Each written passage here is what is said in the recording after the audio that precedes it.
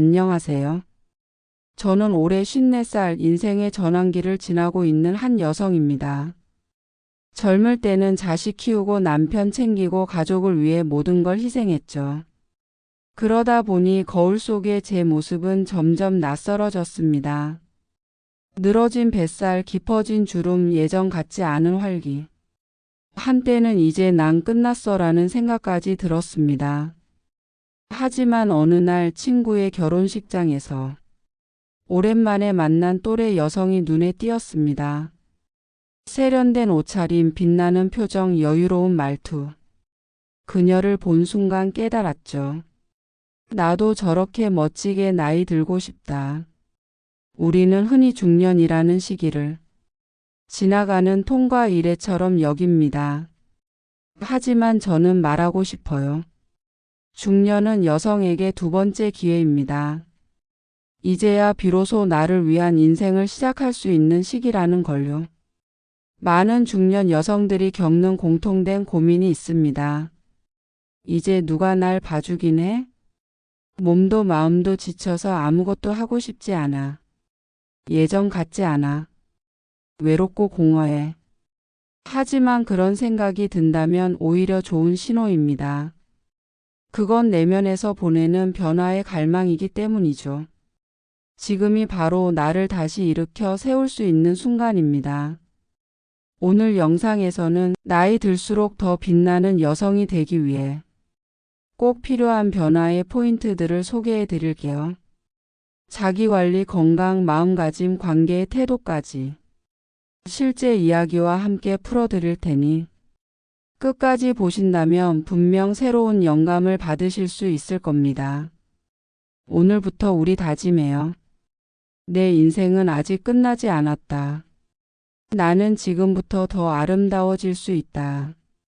그리고 구독과 좋아요는 더 많은 중년 여성들에게 희망이 될 수 있어요. 당신의 클릭 하나가 누군가의 인생을 바꾸는 시작이 될지도 모릅니다. 1. 몸을 가꾸는 건 나를 존중하는 일. 김연희 씨는 53세입니다. 갱년기가 시작되며 급격한 체중 증가와 무기력함으로 하루하루가 버거웠습니다. 예전에는 옷을 입고 나가는 게 즐거웠는데 이젠 외출 자체가 두렵고 귀찮아졌죠. 자신감은 점점 사라지고 어느새 거울도 보지 않게 되었습니다. 그러다 병원에서 지금 생활 습관을 바꾸지 않으면 당뇨 위험이 크다는 말을 듣고 동네 요가 교실에 등록합니다. 처음엔 간단한 동작조차 버거웠고 몸이 마음처럼 움직이지 않았지만 조금씩 움직이며 땀을 흘리는 과정에서 그녀는 다시 자신을 믿기 시작했습니다. 3개월이 지나자 어깨가 펴졌고 걸음걸이에 자신감이 생겼습니다.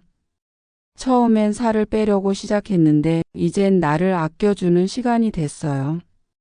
요가 후 따뜻한 물 한 잔을 마시며 땀 흘린 자신을 쓰다듬는 그 순간 연희 씨는 느꼈습니다.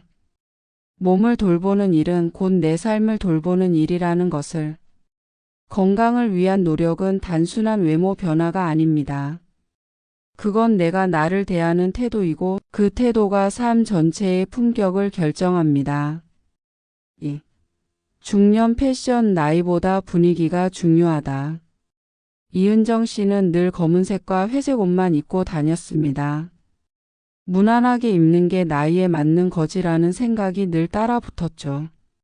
하지만 나이를 핑계로 무채색만 입다 보니 거울 속 자신의 모습도 점점 무표정하게 느껴졌습니다. 그러다 우연히 백화점 문화센터에서 중년 스타일링 클래스를 수강하게 되었고 그곳에서 색에 대한 새로운 인식을 갖게 됩니다. 색을 입는 건 용기를 입는 것이다라는 강사의 말이 깊게 박혔죠. 그녀는 조금씩 자신에게 어울리는 색을 찾기 시작했습니다. 밝은 연두색 셔츠, 부드러운 베이지톤 팬츠, 가벼운 스카프 하나만으로 표정이 달라졌고 사람들의 반응도 확연히 달라졌습니다. 회사 후배가 그랬어요. 과장님, 오늘 왜 이렇게 생기 있어 보이세요? 그 말에 눈물이 핑 돌았죠. 그날 이후 은정 씨는 매일 아침 옷장 앞에서 오늘은 어떤 분위기의 내가 될까? 하고 묻는다고 합니다. 패션은 단지 외형의 꾸밈이 아닙니다. 오늘의 나를 선택하는 선언입니다. 그 선언이 당당한 여성의 분위기를 만들어주는 거죠. 3. 혼자 있는 시간이 나를 단단하게 만든다. 정미라 씨는 자녀들이 모두 독립하고 남편과도 점점 대화가 줄어들면서 집 안이 조용하다는 사실이 두려웠습니다.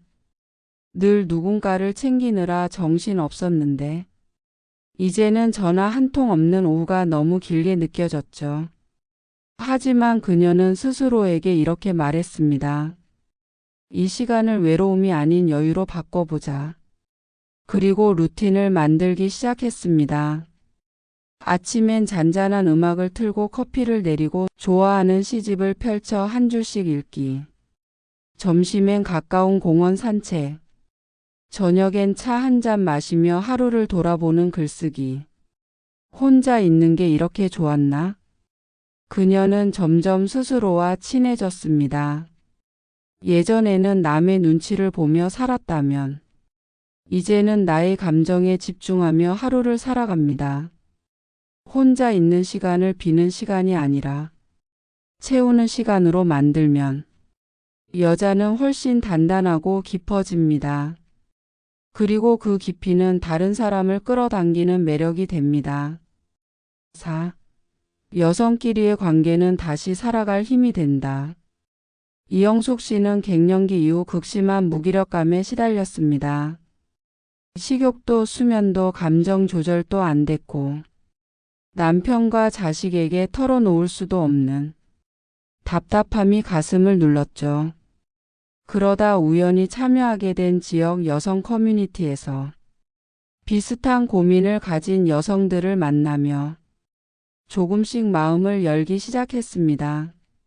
처음에는 조용히 앉아 듣기만 했지만 다른 이들의 눈물, 웃음, 고백 속에서 자신의 마음도 치유되기 시작했습니다. 지금은 그 모임의 리더 역할까지 맡으며 신규 회원들에게 따뜻한 손을 내밉니다. 가장 힘들 땐 말 한마디에 살아나는 거예요. 누군가 내 말을 진심으로 들어줄 때 진짜 나로 돌아올 수 있어요. 중년 여성에게는 가족이 아닌 여성 친구의 존재가 필수입니다. 그건 소통이고 공감이고 다시 삶을 붙잡는 손입니다. 5. 나는 늦은 나이에 미술을 시작했습니다. 박정자 씨 56세. 자녀 둘 모두 출가한 뒤 남편과 단둘이 조용한 집에 앉아 문득 자신이 너무 낯설게 느껴졌습니다. 나는 대체 누구였지? 주방 한켠에 먼지 쌓인 색연필을 본 순간 어릴 적 미술 시간에 몰입하던 기억이 스쳐갔습니다. 그때 처음이었어요. 아, 나를 다시 찾아야겠다는 생각이 든 게. 그녀는 동네 문화센터 미술 강좌에 등록했고 어색한 손놀림으로 꽃 한 송이 그리는 데만 1시간을 들였습니다. 그러나 붓질을 하며 흘리는 땀과 집중의 순간은 자신을 비워내고 다시 채우는 느낌이었죠. 3개월 후 자신이 그린 해바라기 그림을 거실 벽에 걸었습니다. 가족들은 놀라며 엄마 그림 맞아? 하고 감탄했고 그녀는 평생 느끼지 못했던 자신감과 성취감을 느꼈습니다. 늦었다고 생각했는데 사실은 지금이야말로 내가 나로서 살아갈 준비가 된 순간이더라고요. 6. 남편 없이 혼자 여행을 떠났습니다. 이순자 씨 58세. 30년 동안 성실히 가정을 지켜온 아내이자 엄마였습니다. 그런데 아이들이 모두 집을 떠난 후 거실에 앉아 TV를 보는데 아무 소리도 들어오지 않았습니다. 내가 지금까지 누구를 위해 살아온 거지? 그 공허함은 하루하루를 무기력하게 만들었죠. 그러다 어느 날 SNS에서 혼자 제주 걷기 여행을 본 순간 그녀는 충동처럼 항공권을 예약합니다. 처음엔 공항 가는 길에서도 무섭고 돌아가고 싶었어요. 하지만 걷고 또 걷고 조용한 오솔길에서 바람 소리와 파도 소리를 들으며 그녀는 한 걸음씩 자신을 되찾아갑니다. 어느 벤치에 앉아 일몰을 보며 혼자 중얼거렸습니다. 순자야, 수고 많았어. 이제 널 좀 안아줘야지.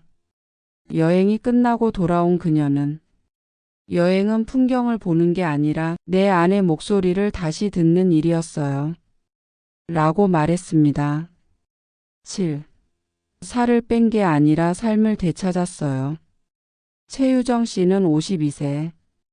갱년기로 인해 체중이 10kg 이상 늘었고 그와 함께 외모에 대한 자신감은 뚝 떨어졌습니다. 거울 볼 때마다 이게 나야? 싶었어요. 전에는 옷 고르는 게 즐거웠는데 이젠 옷장 자체를 피하게 되더라고요. 그러다 건강검진에서 지방간 경고를 받으며 충격을 받습니다. 내가 이렇게까지 나를 방치했구나. 그녀는 결심했습니다. 다이어트가 아니라 나를 회복하자. 하루 20분 홈트를 시작하고 야식 대신 따뜻한 물 한 잔을 습관화했습니다. 그리고 오늘도 수고했어 나라는 말을 일기장에 매일 썼습니다. 3개월 후 체중은 줄었고 자세는 고다졌으며 가장 중요한 건 그녀의 눈빛이 달라졌다는 겁니다. 나는 숫자를 뺀 게 아니라 잃었던 나를 다시 채운 거예요. 8. 매일 아침 화장을 다시 시작했어요. 김영숙 씨 60세. 남편은 무뚝뚝하고 자식은 바쁘고 자신은 평일엔 거의 외출도 하지 않았습니다. 화장대 위 파우치가 마지막으로 열렸던 게 언제인지 기억도 안 났죠. 화장을 왜 해? 나 봐주는 사람도 없는데. 그러던 어느 날 친구가 선물한 립스틱 하나. 그냥 호기심에 발라보고 집안 마트에 나섰는데 계산대 직원이 미소 지으며 말합니다. 오늘 기분 좋아 보이세요? 그 순간 잊고 있던 자신을 되찾은 듯한 기분이 들었고 다음 날은 립스틱에 마스카라를 더했고 그 다음 날은 블러셔까지 손이 갔습니다. 지금 그녀는 말합니다. 화장은 나를 꾸미는 일이 아니라 나를 일으켜 세우는 아침 의식이에요. 9. 내 목소리를 되찾았습니다. 정선미 씨는 평생 참고 사는 게 미덕이라고 믿고 살았습니다. 남편의 무뚝뚝함도 시댁의 잔소리도 아이들의 무관심도 말없이 넘겼습니다. 하지만 어느 날 위장염이 심해져 병원에서 받은 말 한마디. 이건 참는 병이에요. 그녀는 집으로 돌아와 울었습니다. 왜 나는 나를 이렇게 무시했을까? 그때부터 매일 10분씩 일기를 쓰기 시작했고 싫다, 화난다, 이건 불공평하다는 문장을 처음으로 자신에게 허락했습니다. 점차 그녀는 말할 수 있게 되었고 식탁에서 남편에게 조심스레 마음을 털어놓았습니다. 처음엔 어색했지만 그 대화가 이어졌고 이젠 서로의 말에 귀를 기울이게 되었습니다. 말이란 게 그렇게 무섭고 소중한 거더라고요. 이제라도 내 목소리를 찾았다는 게 너무 다행이에요. 10. 50살에 커피 바리스타 자격증을 땄어요. 이명희 씨는 평생 가족을 위해 살아온 전형적인 엄마였습니다. 아침 일찍 일어나 밥을 짓고 아이 학교 보내고 남편 도시락 싸고 그러다 아이들이 모두 떠나고 남편도 은퇴하면서 자신에게 주어진 역할이 사라졌다고 느꼈죠. 집이 너무 조용했어요. 나도 점점 조용해지더라고요. 그러던 어느 날 동네 카페에 들렀는데 바리스타 교육 안내 전단지가 눈에 들어왔습니다. 처음엔 망설였지만 내가 하고 싶은 걸 한 번쯤 해보자며 등록했습니다. 강의실에 앉아 처음 에스프레소 머신을 작동해보는 날 손이 떨리고 긴장됐지만 점차 진한 커피 향에 마음이 열리기 시작했죠. 자격증을 땄을 때 이 나이에 무슨 자격증이냐는 말 대신 이제부터라도 나답게 살아야겠다는 확신이 생겼습니다. 현재 그녀는 주말마다 지역 도서관 옆 작은 북카페에서 직접 커피를 내리며 조용한 하루를 나눕니다. 커피 향처럼 제 인생도 이제야 깊은 맛이 나는 것 같아요. 10일. 디지털 기기? 나도 할 수 있어요. 박은영 씨는 57세. 한 번도 스마트폰을 제대로 써본 적이 없었습니다. 은행 앱은커녕 사진 한 장 저장하는 것도 남편이나 자녀에게 부탁하곤 했죠. 난 이런 건 못해가 입에 붙었지만 손주가 태어난 후 그 마음이 바뀌었습니다. 손주가 영상통화를 하자고 하니까 이젠 내가 배워야겠다는 생각이 들었어요. 그녀는 지역 평생학습관에 등록했고 터치 하나하나 배우는데 하루가 걸렸지만 그 시간이 오히려 즐거웠습니다. 지금은 손주와 영상통화를 하고 가족 사진을 정리하고 유튜브로 요리 방송도 보고 심지어는 블로그까지 운영합니다. 블로그 제목은 늦깎이 디지털 할머니의 하루입니다. 이제는 기술이 아니라 내 삶을 다시 연결하는 도구로 여겨져요. 겁내지 말고 하나씩 시작하면 우리가 생각하는 것보다 훨씬 잘 해낼 수 있어요. 12. 혼자 밥 먹는 법을 배웠어요. 이화진 씨는 남편과 사별한 지 2년이 되었습니다.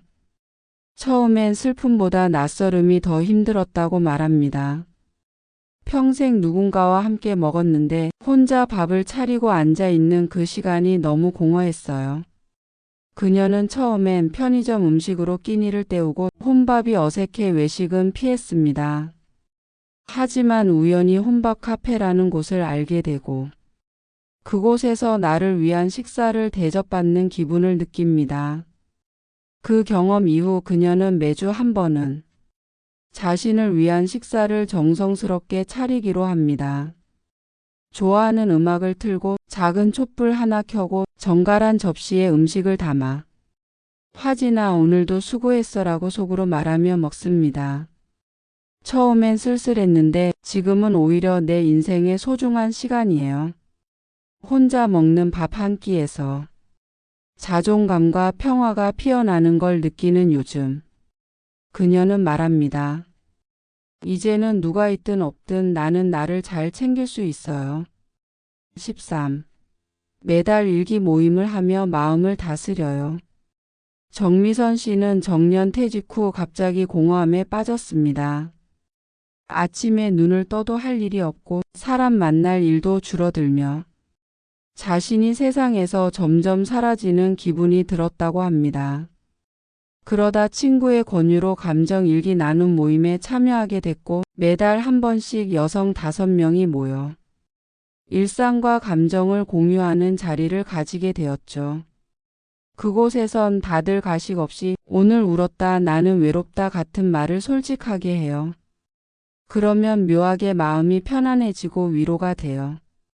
미선 씨는 어느 날 내가 사라지는 게 아니라 다시 태어나고 있는 중이다라는 글귀를 적었고 모임 친구들의 박수와 눈물이 함께 이어졌습니다. 서로가 서로의 거울이 되는 시간이었어요. 같은 시대를 살아온 여자의 말은 어떤 이론보다 강한 힘이 있어요. 14. 이제는 내가 나를 챙깁니다. 이지연 씨는 평생 엄마 아내 며느리라는 타이틀로만 살았습니다. 정작 자신의 이름은 어느 순간 잊혀졌죠.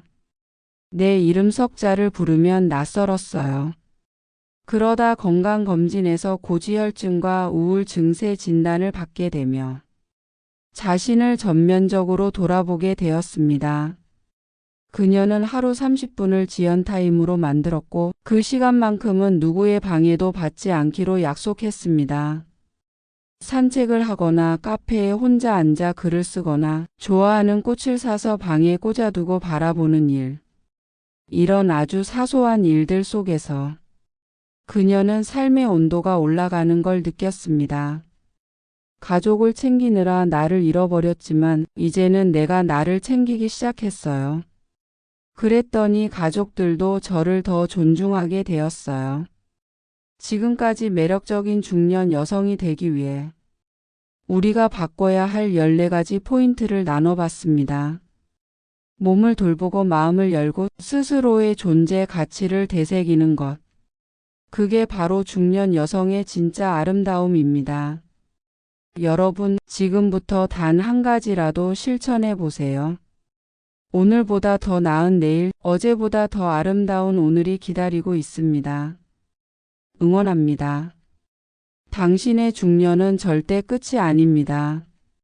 이제부터 시작입니다. 다음 영상에서는 중년 여성이 반드시 알아야 할 자존감 회복 루틴을 소개해 드릴게요. 구독과 좋아요는 잊지 마세요. 우리 함께 멋지게 나이 들어요.